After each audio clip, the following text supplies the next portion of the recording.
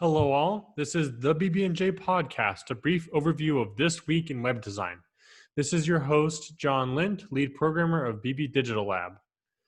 Today, we're talking about getting yourself out there to prospective clients and employers. In this modern day and age, everything is a lot more remote, and people aren't able to physically visit each other in anywhere close to the same way that they used to. So a lot of people, especially students who traditionally get a lot of their connections from things like job fairs or just on-campus work, might be having difficulty right now finding those connections. And I mean, even if you aren't in school, mixers and socials and community gatherings and events, major events like MDMC, for example, which is the Midwest Digital Marketing Conference. All of these things are being canceled right now, and who knows what the future holds. So, in we adapting and finding a new way to stay competitive and stay engaged, getting out there in front of potential clients and employers is vitally important. So that's what we're talking about today. Um, First of all, the most basic thing, when somebody looks you up, are they going to look you up on Google? Probably, but you know what they're 100% going to look you up on? And like most employers I know, either they like 95% of them, this is the first thing they do. 5% of them, they make a rule of not doing it, but um, I wouldn't chance those odds hoping that you can post whatever you want on social media. Now, I've heard this a million times. I'm sure you guys have heard this a million times. If you're going out and partying, don't post it on Facebook, especially if your profile's public. Here's something you might not know. Be careful with a private profile. I know a few people who have all their social media as private. That is concerning for employers. It's kind of like the mystery, or what, like, it makes them think, okay, well, what are you not showing me? What are you not telling me? Why can't they'll be thinking, because I mean, I'll be thinking, it's just the impression that's made when you have all your social media set to private. Why don't they trust what's on their social media to be visible to the general public? Now, you may be posting normal, mundane things and just value your privacy, but it's 2020. Online isn't exactly private. And if you are looking for privacy online, I would not say Facebook or Twitter or Instagram or even TikTok is the place to go. Assume that people will find your content. Assume that that it'll all get back to you. There's plenty of places you can go and post, your fun content with your friends.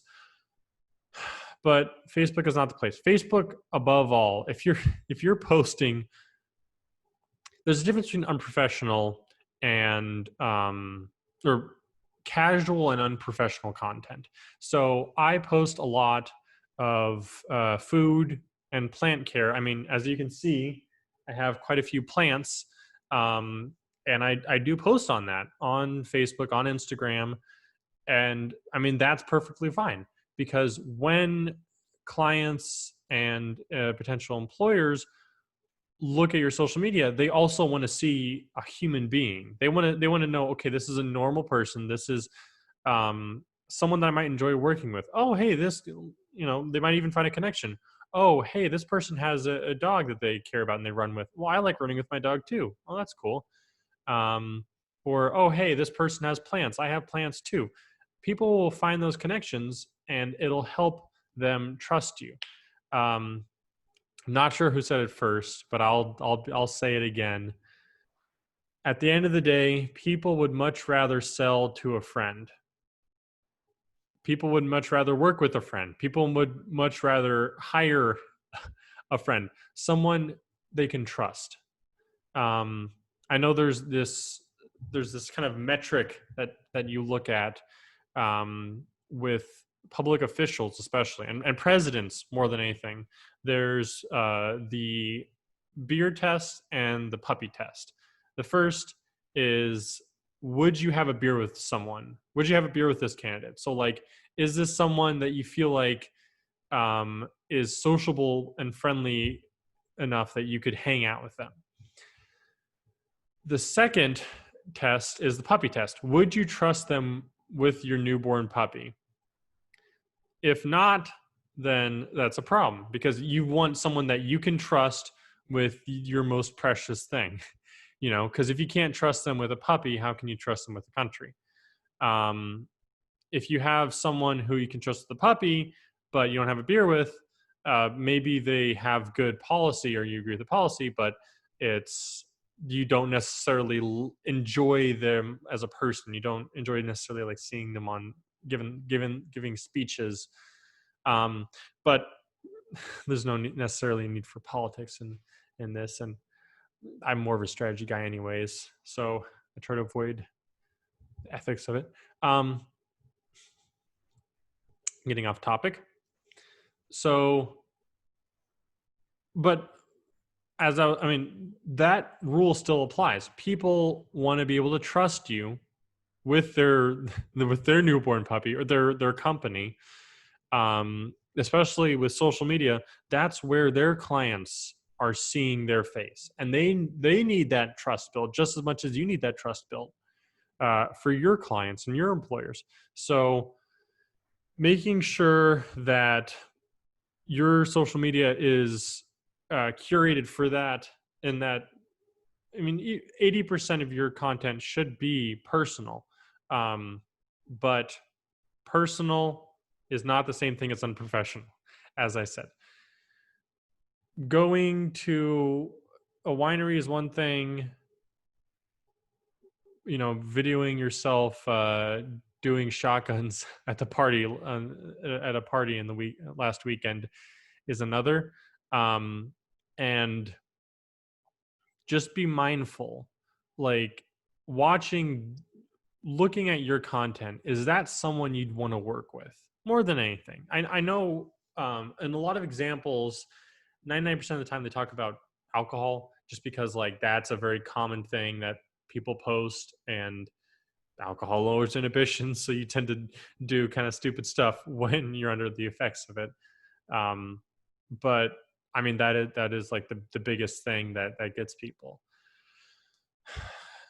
I mean, I know people who, there's been times where things looked good, they're ready to close the deal with the client, but client looked them up on social media, didn't like what they saw, that was it. I mean, I'll admit my track record hasn't been the best. Not that I've been posting on professional content, I just haven't been posting for a very long time. And employers do like to see that. So, but I mean, I can attest it's never too late to start. I realized I was behind, and I realized that I needed to start posting. So I started posting, and now I get engagement. And would it have been better if I had started as a teen? Yeah, but it's better that I started. And that's the same for you. If you have unprofessional content, just clean slate, get rid of as much of it as you can, scrub the tag pictures, all that, as much as you can, and start posting personal but and humanizing and likable content that needs to be tailored for your platforms. But I mean, there's a million and one guides you can look at, but I mean, you can even just look at major people in your industry and what they're posting. So if you know me, I like to use cupcakes as an analogy. If I was a cupcake company opening up in Heron, I would look at some of the wonderful bakeries we have around here, look at their social media, look at what they're posting. Look at the owner's social media, look at what they're posting. If they're posting branded industry content, then I should probably be posting branded industry content. If I'm looking to work as IT for a medical company, well, I need to be looking at what other people in IT working at medical companies are posting, because that's going to give me a better framework of what has been tried and tested. And of course, tailor that, and highlight what you authentically are, because if you're faking it, people will be able to tell like that. So do post about what you care about, but make sure that that you kind of curate that collection, because I mean, you aren't interested in just one thing. I mean, I enjoy gaming, but I'm not going to post about that because I don't think that that's particularly helpful. I enjoy cooking and I enjoy raising plants, so I post about that because I think that it is beneficial for my image and it is part of the brand that I'm trying to cultivate. Now let's talk about the 20%. That is professional content. What am I talking about with professional content? I'm talking about industry articles. I work to post that pretty frequently. Now, what do I mean by industry articles? Yes, you need to have some postings of your industry. So if you're a marketer, some articles in marketing, because that highlights that you are a competent marketer who has a good eye, and good following, and kind of keeps up to date of the world of marketing. But if you are if you're doing marketing for a certain industry, like cupcake marketing, well, then you should be posting cupcake content. I One of my coaches, he gave me a line that I think is like really spot on. You aren't. I'm paraphrasing here, but he said, "You aren't someone. Don't treat your social media and the way you approach your clients as um, you're a marketer who just happens to be doing some work in this industry. Approach it like you're in this industry and just happen to be doing marketing. Cater to your clients because your clients want to know that you're someone who's knowledgeable about their field. Yeah, they want a good marketer, but a cupcake company is going to want a good bake. I don't know if there's a specific niche for it, but a cupcake market, someone who's done work with bakeries before. Um, so or a fast food chain is going to want to not just a good marketer, but a good fast food marketer. So if I was McDonald's, I would be more. I might be looking at two marketers as options and see one really good marketer and one maybe a little bit less qualified, um, or seems like they've been in the industry for a little bit less time, the world of marketing for a little bit less time, but a lot of their clients are Popeyes, Burger King, Wendy's. They're going to be more inclined because to work with the latter, because that person is demonstrating that they have understanding and knowledge of the industry that their clients are in. So it'll give them a greater context and be able to cater messages more specifically. And more than anything, business owners want to work with people, both as clients and as employees, who get it, who understand where they're coming from. And that best place to showcase that, I mean, obviously is in person, but the second best and the most scalable way is on social media. So that's where your 20% comes in. Professional, branded, industry/niche specific content. The kind of next step of getting yourself out there, that I talk about this all the time. I'm kind of biased towards it, admittedly, because I'm a web designer, but is a website. Now, do you need an incredible website? Probably not.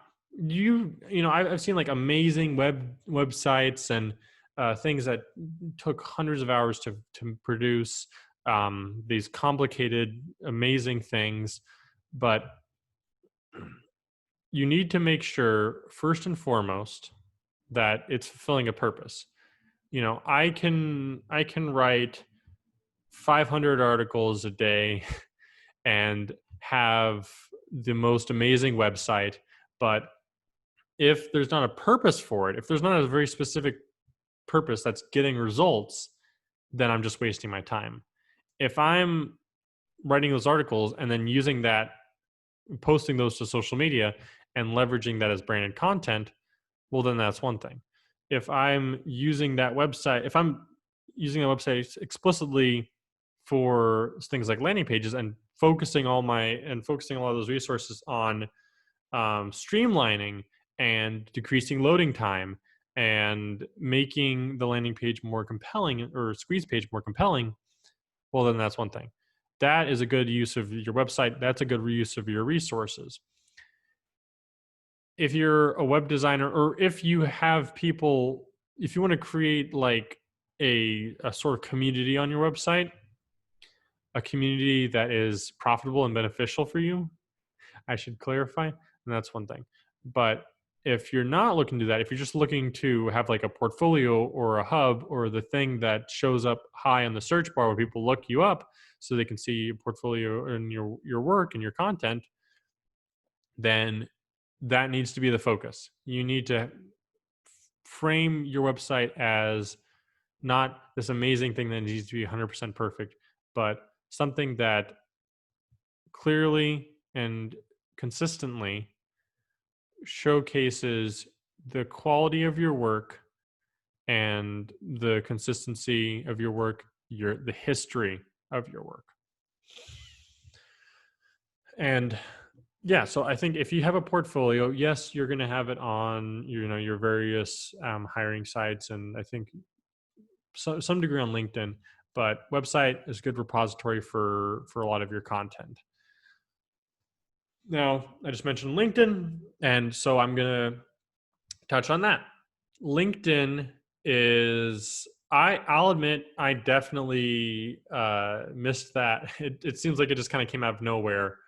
But I do recognize like LinkedIn is becoming a major social media platform now. And that's not an 80-20 social media platform. That's probably 10-90 in terms of personal professional. I mean, the purpose of it is to create this professional, cultivated profile. That's where you're going to be posting a lot of your industry specific things and your industry specific content. But remember, what's the purpose of it? Purpose of it is to expand your network, to make those connections. It may feel weird, like, oh, I don't really know this person. Am I really going to connect with them on LinkedIn? I mean, the best thing to do is if you just met the person or you just started your engagement with them, then you connect with them on LinkedIn because it'll make sense. But even if not, a lot of times it's a numbers game. You send out the connection requests, you message the people, and you do what you can to expand your network as much as you can. So now an employer looks you up and they're not on LinkedIn and they're not like, oh, well, this person, I mean, they have like 5 connections, I don't really know much, versus looking someone up on LinkedIn and being like, oh, hey, we have this mutual person in common, this mutual person in common. We have all these mutual connections in common. And that's true for a lot of social media, but especially LinkedIn. Those was it like shared friends, shared connections, whatever the specific platform calls it, that is extremely important for building that trust and that credibility online. Even if you can't do postings or you're not really sure, well, if you're not sure what to post, just Google it. Google what to post on LinkedIn. But even if you're not really you're still not certain of what to do with that, or you don't really feel comfortable posting on LinkedIn, commenting is a great way to engage with people. They'll appreciate it because everyone wants engagement on the posts. you know. um, and it'll help kind of solidify, establish those connections, right? That's the biggest thing, connections, and building that consistent, broad profile. Broad as in a lot of connections, a lot of ways that people can kind of uh, find a path to you. A lot, shared friends above all, comments as well.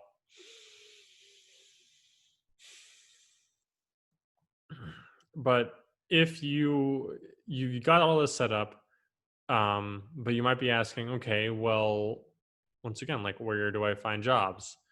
Job fairs aren't really a thing right now, at least physical. Well, I mean, there are virtual job fairs, but it's hard to compete with like that physical interaction.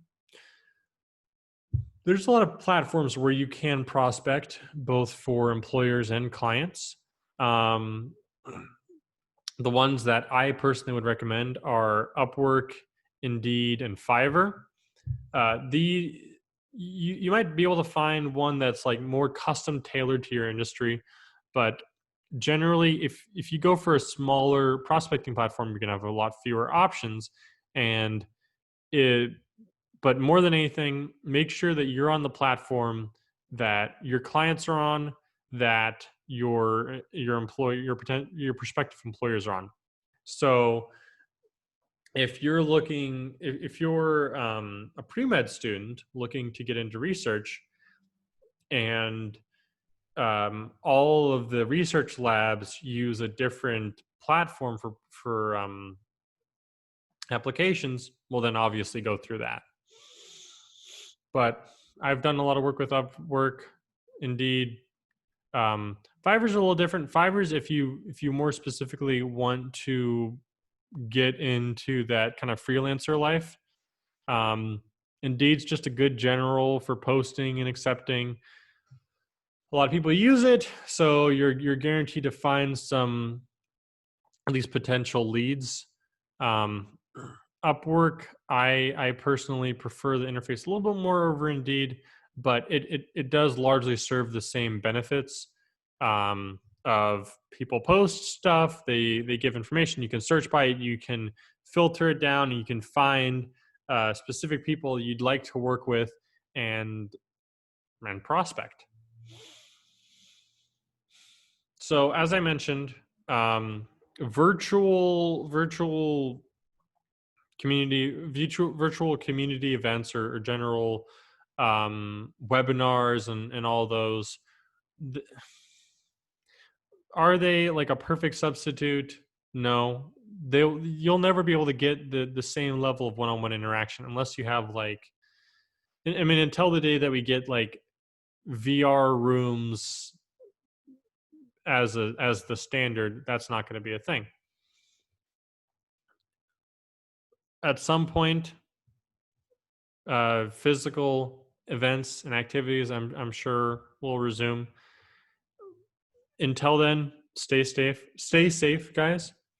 But when they do, go to community events. You know, it sometimes, like, I remember, I mean, I grew up in a fairly small town in Southern Illinois. And a lot of times as a kid, I'd hear a lot of my friends and peers saying, "Oh, as soon as I turn 18, I just want to get the heck out of here. It's so boring. There's nothing to do." And I was like, "What are you talking about? There's always stuff to do. There's always things you can find. There's always events." But I think what they were looking for was like things that were just kind of like passively in their face all the time, that they could just like kind of walk out in the street and join in, which in a smaller community or smaller town isn't necessarily a thing. But I mean, right now it's not a thing anywhere. you know so you will be able to find events, but especially in smaller towns, and as I need to make sure I qualify this, once it's safe to do so. You can search things like the city website, they usually have like community calendar events. Um, a lot of times the public radio or TV station will have some sort of community calendar. I know WSIU has a community calendar, which I did some work with while I was there. Uh, Excellent way to get your events out there. Excellent way to find events is with a local, a radio station's community calendar, or I mean, if the city has it, that's great. Almost always, if you have a town or a city newspaper, they're going to have community events. Um, I know in Carbondale, the newspaper has like Southern Illinois events, so it's even easier to find stuff.